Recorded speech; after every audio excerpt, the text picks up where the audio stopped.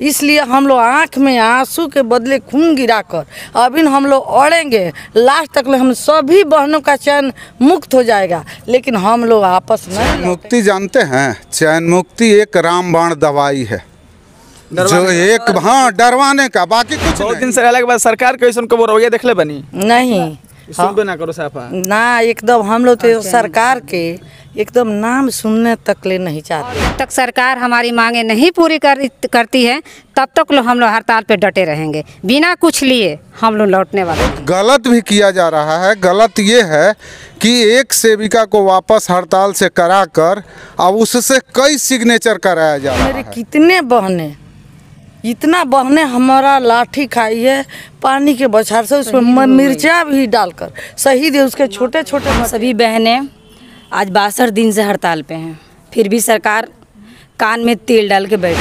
जिंदाबाद इंकलाब जिंदाबाद, हमसे जो टकराएगा हमसे जो टकराएगा, हम अपना अधिकार मांगते, हम अपना अधिकार मांगते, हमारी मांगे पूरी हो, तानाशाही नहीं चलेगी, वादा खिलाफी नहीं चलेगी। वसीम बरेलवी ने एक शेर कहा था कि ये मैं हूँ कि बचकर आया हूँ किनारे तक, वरना समुंदर ने बहुत मौका दिया था डूब जाने का। आप समझिए कि ये तमाम आंगनबाड़ी सेविका सहायिका हैं जो पिछले 62 दिनों से अपने 5 सूत्री मांगों को लेकर के धरने पर हैं और सरकार बार बार यह मौका दे रही है, वह चिट्ठियों के माध्यम से कि इनको चैन मुक्त कर दिया जाएगा, डरा करके धमका करके। आपने पिछले दिनों देखा होगा कि जब ये लोग पटना तक चढ़ गई थी, उसके बाद वाटर कैनन और पुलिस बल का प्रयोग करके वहाँ से किस तरह से भगाया गया था। और इस तरह से मौका बार बार दिया जा रहा है कि ये लोग धरना को वापस ले लें। और एक खबर यह भी है कि कई आंगनबाड़ी सेंटर के सेविकाओं से एक हस्ताक्षर करवा करके और सेंटर को चलाया जा रहा है और कई तरह की दुविधा और कई तरह की अफवाह और सच्चाई इस बीच से उठ करके आ रही है कि यह धरना खत्म हो गया है। बाकी मैंने देखा कि बरौली प्रखंड में ये तमाम महिलाएं बैठ करके अपने आंदोलन को पुनः धारदार बनाने के लिए मीटिंग कर रही थी, चर्चा कर रही थी और इनके संघर्ष समिति के तमाम आला अधिकारी यहाँ पर पहुँचे हुए हैं। हम सभी से बात करेंगे कि आखिर इस धरने का क्या कुछ हुआ है अब तक।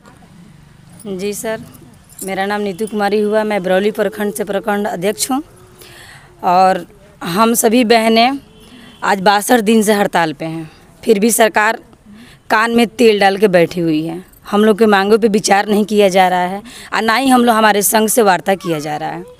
तो इस पे हम लोग अब हमारे संघ के द्वारा, हमारी सेविका सहायिका बहनों के द्वारा और जोरदार धरना देने के लिए हम लोग इस मीटिंग को रखे हैं आज, ताकि अब हम कैसा धरना करें, क्या करें। पहले हम शांतिपूर्ण धरना कर रहे थे, पर अभी फ़िलहाल हम लोग अब ऐसे धारणा हम लोग करेंगे कि सरकार जो सोई है वो अपना नींद खोल देगी। इसी के सहयोग में हम लोग सभी सेविका सहायिका बहनें आज अपने बैठक किए हैं और सब बहनों ने सहमति जताई है कि अब इस बार की हड़ताल वैसी नहीं होगी जो पीछे बीत चुकी है। अच्छा, पटना गए थे आप लोग, तो वहाँ कोई सुनवाई नहीं हुआ? नहीं, कोई सुनवाई नहीं हुआ। आज 62 दिन हम लोग का हो गया हड़ताल में रहते हुए। अभी तो शांतिपूर्व हम लोग हड़ताल कर रहे थे, लेकिन अब हम लोग को ये है जब हड़ताल को बहुत आगे तक हम लोग को जारी रखना है और हड़ताल को मजबूत भी बनाना है। और जब तक सरकार हमारी मांगे नहीं पूरी करती है तब तक हम लोग हड़ताल पे डटे रहेंगे, बिना कुछ लिए हम लोग लौटने वाले नहीं हैं। सर, वो तो बहुत दिन से बानी है, मैं बहुत दिन से रहने के बाद सरकार कैसे उनको रवैया देखले बनी नहीं सुनबे ना करो साफा ना, एकदम हम लोग तो सरकार के एकदम नाम सुनने तक ले नहीं चाहते हैं। और तो और है कि हम लोग को दिन रात ही खड़क रहा है कि मेरे कितने बहने, इतना बहने हमारा लाठी खाई है पानी के बौछार से, उसमें मिर्चा भी डालकर शहीद है उसके छोटे छोटे बच्चे हैं। इसलिए हम लोग आँख में आंसू के बदले खून गिराकर अभी हम लोग अड़ेंगे, लास्ट तक हम सभी बहनों का चैन मुक्त हो जाएगा, लेकिन हम लोग आपस नहीं लौटेंगे, कुछ ले करके लौटेंगे। बाकी आप देख सकते हैं ये पंकज जी हैं और इस संघर्ष समिति के महासचिव हैं, क्या कुछ कहेंगे इस बारे में? सबसे पहले आपके तमाम दर्शकों को शुभकामना देते हैं, धन्यवाद देते हैं और आपके चैनल के माध्यम से हम मांग करना चाह रहे हैं कि कार्यालय द्वारा बहुत तरीके से भ्रमित किया जा रहा है। भ्रमित ही नहीं बहुत गलत भी किया जा रहा है। गलत ये है कि एक सेविका को वापस हड़ताल से कराकर अब उससे कई सिग्नेचर कराया जा रहा है कि वो लोग आ गए, ऐसा भ्रम फैलाया जा रहा है। दूसरी चीज़ कि ये भी कार्यालय के कुछ कर्मी के द्वारा, कुछ दलालों के द्वारा कहा जा रहा है सेविकाओं से कि आप हड़ताल से वापस आ जाइए, कल कागज़ में वापस आ जाइए, भले ही केंद्र मत चलाइए। आपके चैनल के माध्यम से हम मांग करना चाहते हैं कि जो भी सेविका हड़ताल से वापस गई है, पदाधिकारी वहां नहीं जा रहे हैं पूछने कि वो सेंटर चल रहा है कि नहीं चल रहा है। ये कोई खोज खबर नहीं है, इसलिए कि ये पदाधिकारी और कुछ सेविकाओं के मिली भगत से हड़ताल को वापस किया जा रहा है। अच्छा, मतलब मोटे तौर पे आप लोग को डरवाया जा रहा है कि सेविकाएं सेंटर चलाएं? हाँ, मोटे तौर पे डराया जाता है, बहुत तरह से धमकी दिया जाता है और गुमराह किया जा रहा है इसमें। बाकी आप लोग आगे क्या कर रहे हैं? आगे हम लोग और मजबूती के साथ अब धरना प्रदर्शन फिर से हम लोग पुनः परियोजना कार्यालय पे करेंगे, जिला मुख्यालय पे करेंगे और पूरे बिहार की सेविका फिर पुनः पटना पहुंचेंगी। अच्छा, पटना आप लोग गए थे तो उतना मतलब बड़े स्तर पे आंदोलन हुआ था, सरकार का कोई अधिकारी आके नहीं सुना?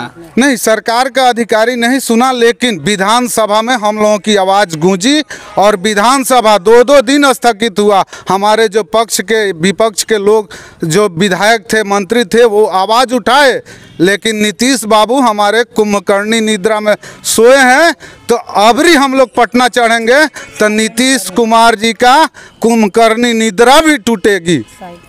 चलिए हम लोग इस खबर को समाप्त करेंगे। उससे पहले अंत में हम आप लोगों से चाहेंगे कि मान लीजिए कि अगर मुख्यमंत्री साहब इस मांग को नहीं नहीं मानते हैं, क्या करिएगा फिर आप लोग? फिर हम लोग कोर्ट का दरवाज़ा खटखटाने के लिए भी रणनीति कर रहे हैं कि हम लोग कोर्ट का दरवाज़ा खटखटाएं और नीतीश बाबू को कोर्ट का भी जवाब देना पड़ेगा।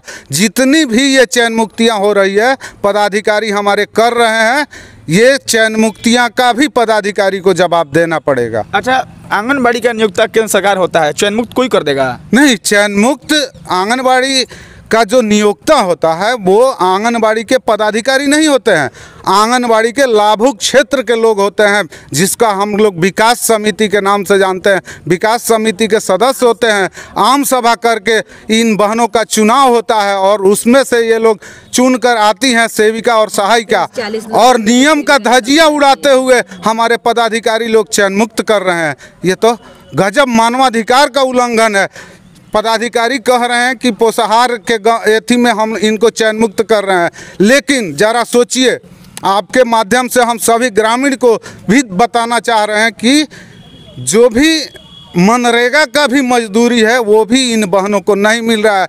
सिर्फ बिहार सरकार काम पे काम लाती है और इसके बदले में बिहार सरकार मात्र 1450 रुपया इन बहनों को देती है। क्या ये पदाधिकारी और सरकार ये मानवाधिकार का उल्लंघन नहीं कर रही है? और आज हमारी बहनों पे आरोप लग रहा है। सबसे ज़्यादा तो उल्लंघन आपके पदाधिकारी कर रहे हैं। अंत में आपका परिचय? मेरा परिचय, हम जिला के महासचिव हुए बिहार राज्य आंगनबाड़ी कर्मचारी यूनियन के। अच्छा, आप लोग गए हैं अपने मतलब सैलरी को, पेमेंट को, मानदेय को बढ़ाने के लिए और आपको चयन मुक्त कर दिया जाए, इसके डर नहीं लगता है? नहीं, हम लोग ये जिल्लत भरी नौकरी करने से अच्छा है कि हम लोग चयन मुक्त ही हो जाएं, ठीक है, पर अपना मान सम्मान लेकर ही हम लोग लौटेंगे। बिना मान सम्मान लिए हम लोग फिर से इस काम पे नहीं आने वाले। सभी बहने के चयन मुक्त हो जाएगा, मेरा पूरा प्रखंड का, तभी हम लोग को डर नहीं, हम लोग एकजुट है।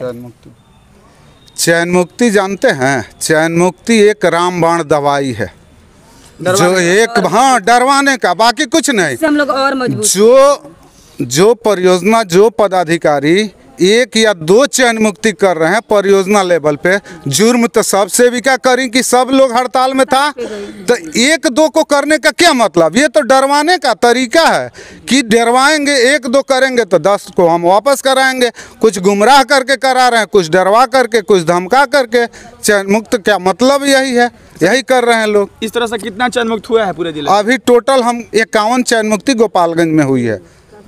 चलिए, एक और किसी शायर ने शेर कहा था कि तू इधर उधर की बात न कर, तू ये बता कि काफिला क्यों लूटा। तू इधर उधर की बात न कर, तू ये बता कि काफिला क्यों लूटा।